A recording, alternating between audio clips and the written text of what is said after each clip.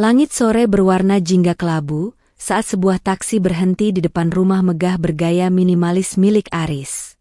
Dari dalamnya, keluar seorang wanita tua dengan kebaya lusuh dan sebuah tas kain yang memudar warnanya. Dialah Ibu Murni. Matanya yang rabun menatap kagum rumah anaknya, namun hatinya bergetar penuh kecemasan. Aris, kamu serius mau membiarkan ibumu tinggal di sini? Lihat penampilannya, dia akan merusak estetika ruang tamu kita. Tegas Siska, sabar, Siska. Rumah ibu di desa hancur karena gempa. Hanya sementara, sampai aku punya uang untuk memperbaikinya, jawab Aris. Pagi pertama di rumah mewah itu terasa dingin. Siska berdiri di meja makan, menatap mertuanya dengan tatapan menghakimi. Kursi makan yang mahal seolah enggan diduduki oleh tubuh kurus Murni. Bu, di rumah ini ada aturan. Ibu dilarang menyentuh peralatan dapur saya. Bibi Inah yang akan mengurus makan ibu. Dan satu lagi, jangan pernah masuk ruang tamu kalau ada teman-teman saya, kata Siska. Iya, Siska. Ibu mengerti. Ibu akan lebih banyak di kamar saja, jawab Ibu Murni. Meja makan penuh dengan hidangan lezat untuk Aris dan Siska. Namun, di dapur, Bibi Inah menatap nanar sebuah piring kecil berisi sisa tulang ayam dan sedikit nasi dingin yang disodorkan Siska untuk mertuanya. Kasihkan ini ke Ibu Aris. Orang tua tidak butuh banyak kalori, nanti malah kolesterol. Bibi Inah berbisik pelan, tapi Bu, ini cuma sisa. Kata Siska, jangan membantah. Atau kamu saya potong gaji. Lanjut Siska. Di kamar mandi, Aris melihat ibunya sedang mencuci baju sendiri dengan tangan hingga jemarinya memerah. Aris hendak membantu, namun bayangan ancaman Siska tentang modal bisnisnya menghantuinya. Bu, kenapa tidak pakai mesin cuci? Tanya Aris. Siska bilang nanti mesinnya rusak kalau ibu yang pakai. Riz, tidak apa-apa, ibu sudah biasa. Jawab Ibu Murni. Aris hanya bisa memalingkan muka, menelan rasa bersalah yang mencekik tenggorokannya. Rumah riuh dengan gelak tawa teman-teman sosialitas Siska.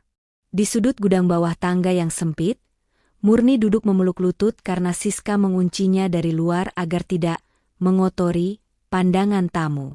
Siska tertawa nyaring. Oh, baunya? Mungkin itu bau pupuk dari taman sebelah. Maklum, lingkungan eksklusif terkadang ada gangguan teknis. Ibu Murni, lirih dalam kegelapan, ya Allah, kuatkan hamba, jangan biarkan Aris berdosa karena diamnya. Pak Broto, tetangga sebelah yang merupakan pensiunan polisi, sedang menyiram tanaman saat ia melihat Murni termenung di balik jendela kecil gudang. Wajah tua itu tampak sangat menderita. Pak Broto, Aris, tadi saya lihat ibumu di jendela kecil itu. Dia sehat? Kok wajahnya pucat sekali? Aris, oh, Pak, ibu memang sedang kurang enak badan. Terima kasih perhatiannya. Bibi Inah mendapati Murni sedang menjahit sesuatu dengan benang murahan. Murni mencoba menyembunyikannya, namun Bei Inah melihat sebuah buku tabungan tua. Bibi Inah, ibu lagi apa? Istirahat saja. Bu, Ibu Murni, sedikit lagi. Nah, ibu mau kasih hadiah untuk Aris dan Siska. Ibu tidak punya apa-apa lagi selain ini. Suara denting kaca pecah membelah kesunyian malam. Murni yang ingin mengambil air minum karena haus, tidak sengaja menyenggol vas kristal di lorong. Siska muncul bagai badai. Siska, ibu tahu harga vas ini? Ini lebih mahal dari seluruh nyawa orang di desamu. Ibu Murni, maaf Siska, ibu pusing, pandangan ibu kabur. Tanpa ampun, Siska menarik lengan kurus Murni menuju teras belakang yang terbuka. Hujan mulai turun rintik-rintik, membawa hawa dingin yang menusuk tulang. Siska, berdiri di situ sampai ibu sadar betapa berharganya barang di rumah ini. Jangan berani masuk sebelum saya izinkan. Aris, Siska, ini sudah malam. Hujan, Siska. Siska, pilih Aris, pintu itu terbuka untuk ibumu, tapi tertutup selamanya untuk modal bisnismu. Hujan berubah menjadi badai. Murni menggigil hebat, ia memeluk tas kain kecilnya dengan erat. Di dalam rumah, Aris mondar-mandir di depan pintu belakang, tangannya memegang gagang pintu, namun ketakutannya pada kemiskinan lebih besar dari baktinya. Ibu Murni berbisik di tengah badai, "Ris, ibu sayang Aris. Maafkan ibu." Cahaya matahari pagi mulai mengintip, namun tidak ada kehangatan. Aris berlari ke pintu belakang setelah memastikan Siska masih tertidur lelap. "Aris, ibu masuk sekarang, ayo." Tidak ada jawaban. Tubuh Murni bersandar kaku pada tiang teras, matanya tertutup rapat dengan gurat senyum tipis yang menyakitkan. Aris menyentuh tangan ibunya. Dingin. Seperti es. Ia menjerit, sebuah jeritan yang memecah keheningan pagi dan membangunkan seluruh isi rumah. "Aris, ibu. Bangun, Bu. Jangan tinggalkan Aris."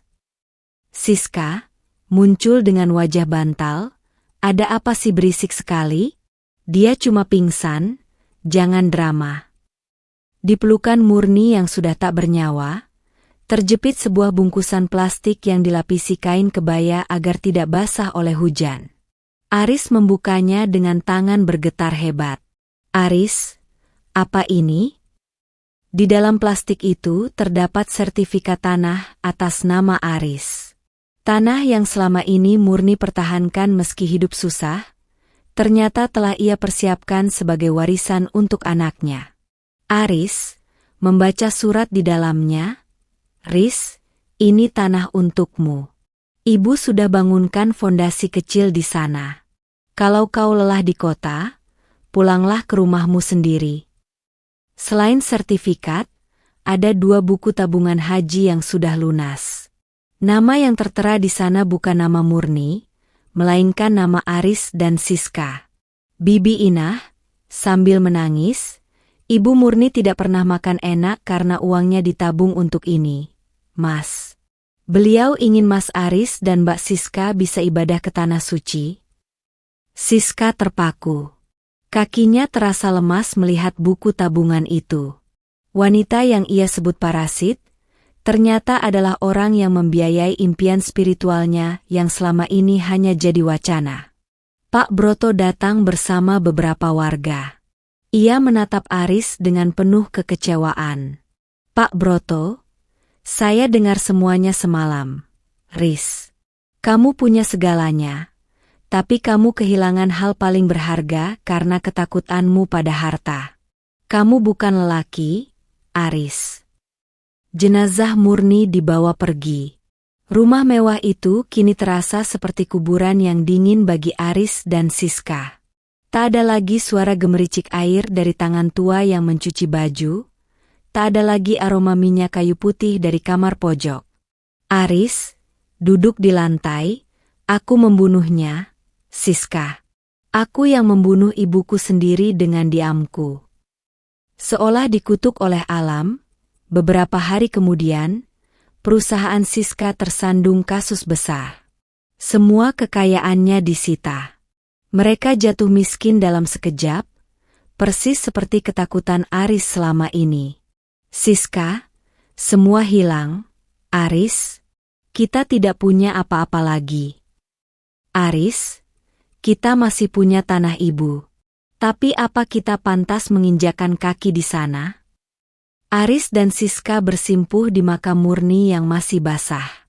Hujan turun lagi, seolah ikut menangis. Aris memeluk nisan ibunya, sementara Siska hanya bisa menunduk, tak berani menatap nama yang terukir di sana. "Aris, ibu." Aris pulang. Tapi ibu sudah tidak ada di pintu. Penyesalan memang selalu datang terakhir. Namun bagi Aris dan Siska, penyesalan ini adalah penjara seumur hidup yang pintunya mereka kunci sendiri. Retak di balik pintu jati adalah sebuah tragedi tentang kebutaan hati akibat harta dan ketakutan. Cerita ini menegaskan bahwa kasih ibu sepanjang jalan, sementara kasih anak seringkali terhalang oleh gengsi dan materi. Berikut adalah poin-poin inti dari kesimpulannya. Pengkhianatan terbesar, Aris bukan hanya membiarkan istrinya berbuat jahat, tetapi ia mengkhianati cinta tulus ibunya demi kenyamanan ekonomi.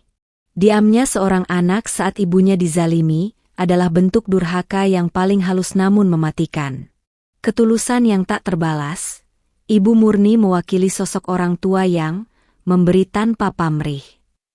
Meski disiksa dan dihinakan, ia tetap memikirkan masa depan anak dan menantunya melalui sertifikat tanah dan tabungan haji. Ia membuktikan bahwa kekayaan sejati bukan terletak pada rumah mewah, melainkan pada keikhlasan hati.